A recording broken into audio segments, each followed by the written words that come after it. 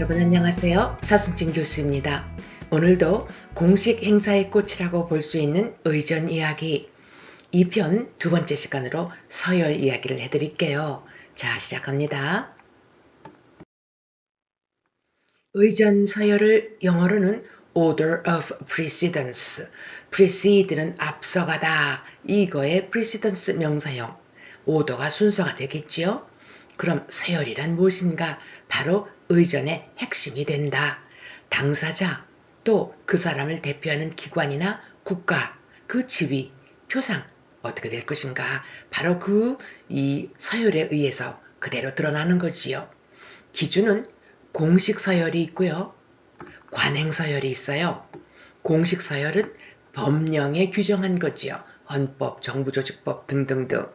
관행 서열은 서로 관행상 존중해주고 사회 통념상 이렇게 좀 따라갑시다. 전현식 지위도 고려하고 나이도 고려하고 등등등이 있겠죠. 이 사진 굉장히 유명한 거 아닙니까? 영국에서 개최되었던 G7 회의에 물론 주최국이니까 호스트 칸츄리가 영국이니까 지금 영국 총리가 있고요. 오른쪽에 미국 대통령이 있지만 우리나라 대통령이 여기 바로 상석에 있네요. 이렇게 우리나라의 국격이 많이 올라갔어요. 공식 서열의 예를 보면 국가 수반 이거를 볼 때 서열이 똑같다 라고 하면 언제 취임했느냐 날짜도 빠를수록 앞 순서가 되겠지요. 또 취임 날짜가 같다 그러면 연장자. 그 다음에 정부 수반 총리 대통령의 경우도 이렇게 똑같을 경우에는 언제 취임이 됐느냐, 나이는 어떻게 되는지 이런 거 보고요. 국제기구도 마찬가지예요. 자, 우리 또 다음 볼게요. 서열 적용. 의전 서열은 정말로 소리 없는 전쟁과 같다. 정부의 공무원, 공직기관, 사적기관, 모든 각국 대표 모두 이 행사에서는 그들이 바로 서열 적용의 대상이 됩니다. 그래서 이거에 근거해서 공직자, 귀빈, 참가 손님, 세팅을 어떻게 하는지가 결정이 되는 거지요. 적절한 등급, 이거에 대해서 실수가 있으면 안 됩니다. 이것을 만약에 어긋나게 했을 경우에는 그 해당 국가에 대한 모욕도 되고요. 외교 관계가 조금 어려워질 수도 있어요. 또 어떤 경우에는 참가한 귀빈 여러 가지 여건 때문에 좌석이 조금 좀 아래쪽으로 간다든지 서열이 약간의 변동이 있을 때는 반드시 오해가 없도록 사전에 충분히 그 이유를 설명해 주고요. 그 통지를 해드려야 됩니다. 우리 앞에 좀 봐주세요. 관행상 의전 서열이 기록된 외교부의 의전 실무 팔람을 많이 참고해 주세요. 혹시 이런 실무를 하신 분이 계신다면요. 제 이야기가 하나 있는데요. 아주 커다란 새로운 그 전시장을 오픈을 해서 사람들이 막 여러분들이 들어오시게 됐어요. VIP들이. 더더군다나 그 주한 외교 사절단들이 많이 들어오게 됐지요. 문제가 뭔 줄 아십니까? 이 경비의 문제 때문에 안에 다 들어가신 다음에 문을 딱 닫아버렸어요. 문제는 어떤 나라의 경우에 VIP가 못 들어가고 수행원이 대신 들어갔어요. 구별을 못하는 거예요. 이러한 문제점이 실제로 있었거든요. 반드시 이럴 때 어떻게 해결을 할까요? 우리는 외국분들, 사절단들 누가 VIP인지 수행원인지 잘 몰라요. 주한 외교 사절단 여기 여러 가지 대사관, 영사관 있지요. 담당하시는 실무자분들 꼭 동반하셔서 확인하셔야 돼요. 이런 일이 진짜 있었답니다. 그 다음 대한민국의 서열 중앙 부서는 이렇게 되어 있고요. 대통령부터 시작을 해서 지방자치단체의 경우는 명확한 기준은 없다고 했는데 경기도는요. 도 내에 시장 군수 서열을 다시 조정을 했다는 이런 기록도 있어요. 요새는 know how의 시대이기도 하지만 know where 정보가 어디 있는지를 빨리 포착하는 것도 굉장히 중요해요. 혹시 필요하실 때 참고하시라고 여기 열거를 해드렸어요. 우리나라의 외교관의 서열 보시면 대사들이 쭉 나오지요. 이것도 참고하세요. 이렇게 어디에 무슨 자료가 빨리 있는 거를 아는 것도 굉장한 능력이거든요. 자, 또 다음 볼게요. 이번에는 미국 서열이네요. 물론 우리가 다 외울 필요는 없지만 그래도 영어 표현으로 이 정도는 좀 알아야 되지 않을까. 부통령 이건 아실 거예요. 그리고 바이스 프레지던트. 그런데 주가 있지 않습니까? 미국엔 50개의 주가 있어요. 그 주 안에서는 주지사, 거버너가 거의 부통령과 같은 자리매김을 한다. 이것도 우리가 알 수 있네요. 이 거버너라고 하는 것이 미국에서는 주지사, 우리나라에서는 도지사. 그 다음 하원 의장 한번 나왔었죠. House of Representatives 요게 바로 하원이에요. 거기에 스피커가 의장. 대법원장도 앞에 나왔었죠. Chief Justice of the Supreme Court. 최고 대법원 이런 얘기고요. 그 다음에 순서가 쭉 나오는데 지난번에도 한번 나왔어요. 미국은 장관을 세크리터리로 하더라. 그 중에서 제일 높은 것이 Secretary of State, 국무장관이었다. 등등등 참고로 하셨으면 좋겠습니다. 자, 또 다음 볼게요.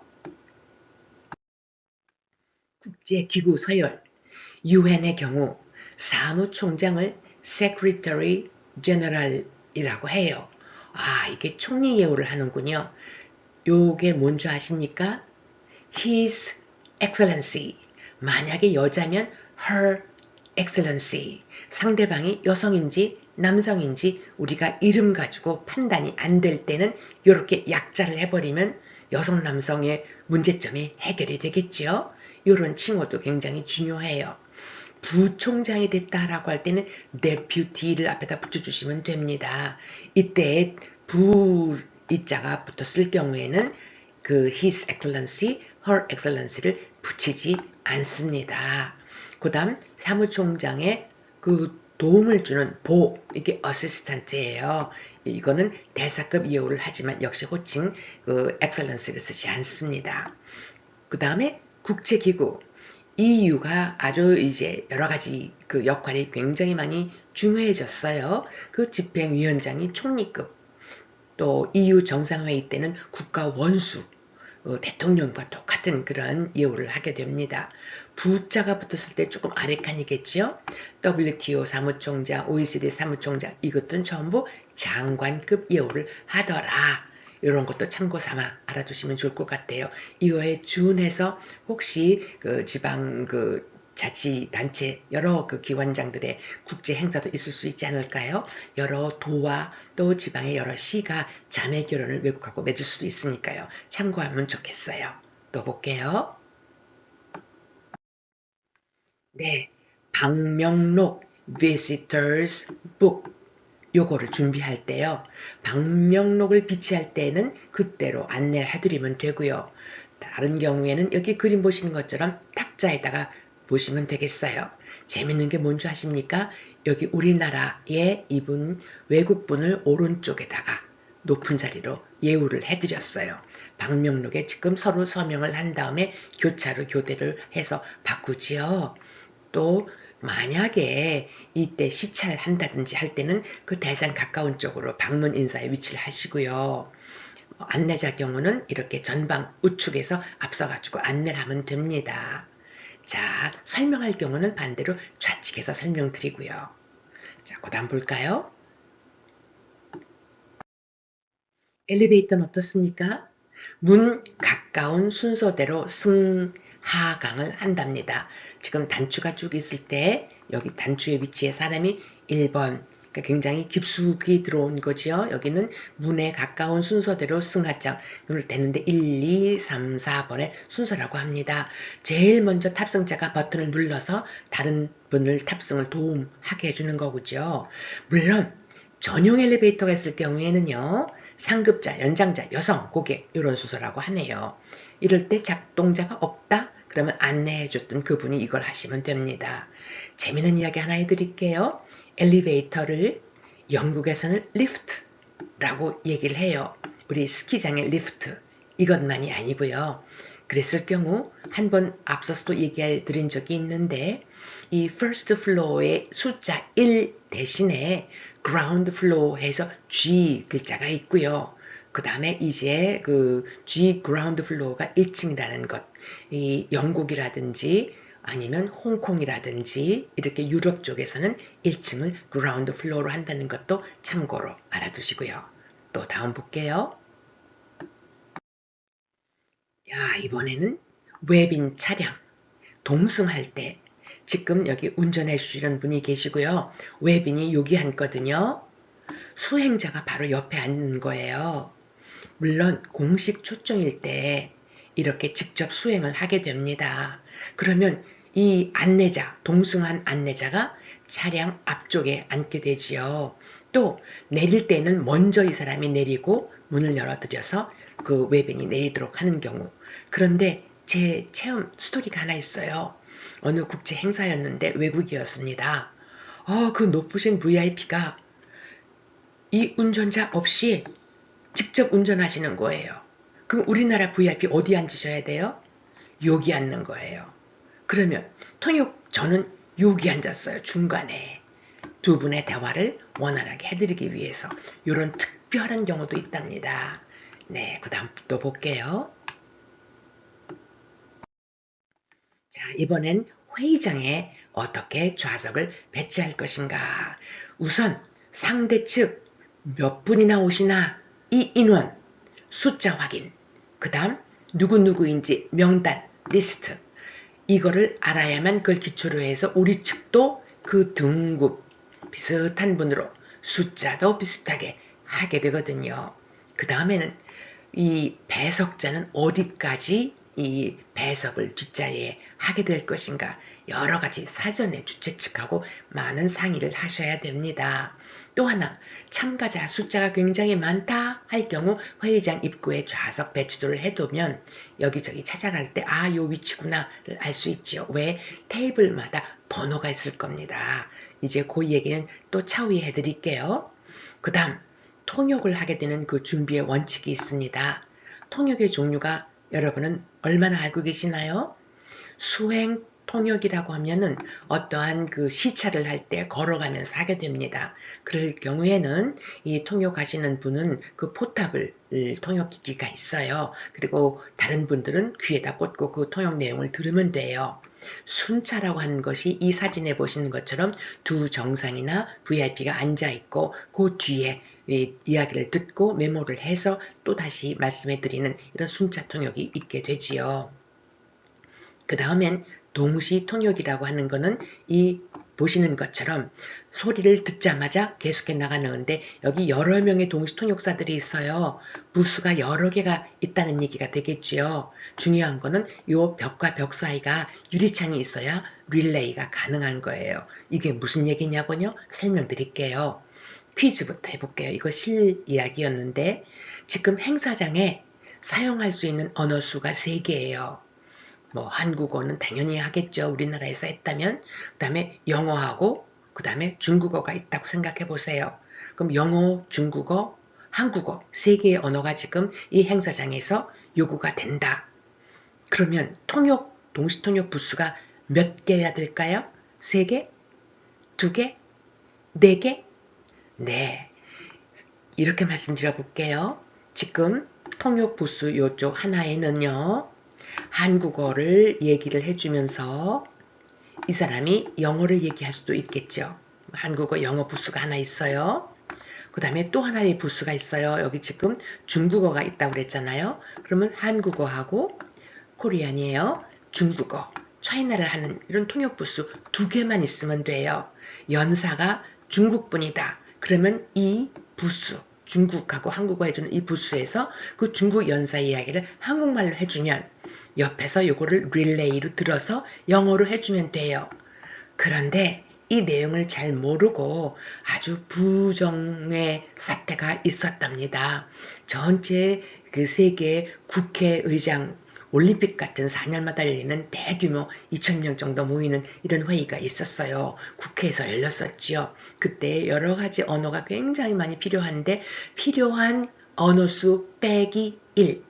그래야 릴레이로 가능하거든요. 그 당시 언어가 7개가 필요했는데 부수 6개면 되는데 7개 다 했어요. 부정이 있었지요. 이렇게 모르면 이런 실수가 나올 수도 있고요. 알면서도 할 수도 있어요. 그리고 이렇게 릴레이를 하기 위해서는 이 벽과 벽 사이가 서로 유리창으로 탁탁 소리치면서 빨리 기계를 풀어줘야지 릴레이가 가능해요. 이런 것도 좀 참고로 실무진들은 알았으면 좋겠어요. 통역 부수의 개수는 필요로 한 언어 개수 빼기 1이에요. 그 다음. 자, 국제 행사장의 배치 방법은 일반적으로 쭉 모여있는 것도 있고 우리 M자라고 해서 가운데 텅 비어있는 그런 사각도 있지요. 육자회담 같은 거 상상해보세요. T자도 있고요. 반원형도 있고요. 가장 쌍무협정, 바일레터럴, 양자간 할 땐 이렇게 앉아있는 것이 보통이고 그 대표단들이 이렇게 서로 마주보고 앉고 실무진들이 양쪽에 쭉 있겠죠. 이제 협정을 맺었어요. 서명을 합니다. 이럴 때 여기 자리 배치 잘 봐주세요. 여기에선 조약문, 협정문, 만년필, 그 다음에 국기 이렇게 있어요. 자, 지금 보면은 우리 측이 상대방을 조금 좀 대우를 해주니까 오른쪽 위치를 해준 좌석 배치를 했지요. 이때 조심할 거 협정 문서 서명의 위치가요. 2가지 스타일이 있어요. 왜냐하면 두 나라가 하니까 A라는 나라와 B라는 나라가 이 서류 똑같은 거 만들어가지고 우리 계약서도 그렇지 않습니까? 두 가지 서명해서 너 하나 갖고 나 하나 갖고 하지 않습니까? 그랬을 때 예를 들어서 이것이 한국이었다. 그리고 만약에 저쪽이 뭐 미국이었다. 아메리카였다. 라고 한번 해볼게요. 그러면 서명하는 그 순서가 지금 코리아의 경우에는 여기다 코리아 요 밑에 미국의 그 대표자를 쓰든지 아니면 코리아 옆에 미국을 쓰는 거예요. 반대로 미국은 자기 걸 여기다 쓰고 한국 걸 밑에 쓰거나 오른쪽에 쓰게 되겠죠. 바로 요 맨 위에 있는 게 자기 거예요. 그래서 다 서명하고 난 다음에 2번 서명하잖아요. 맞바꿔서 자기 거 킵 유지하면 돼요. 이런 것도 사실은 굉장히 중요한 의전에 필요한 것들이지요. 자, 이렇게 해서 오늘 이야기도 많이 정리가 됐네요. 요 다음 시간에는요. 타이틀, 그 다음에 호칭. 여러분 호칭이 어드레스인 거 아세요? 주소 아니고 연설도 아니에요. 이렇게 뭐라고 부르지? 하는 그 호칭이 바로 어드레스예요. 이 이야기 계속해 볼게요. 다음 시간 기대해 주시고요. 구독, 좋아요, 알람도 부탁해요.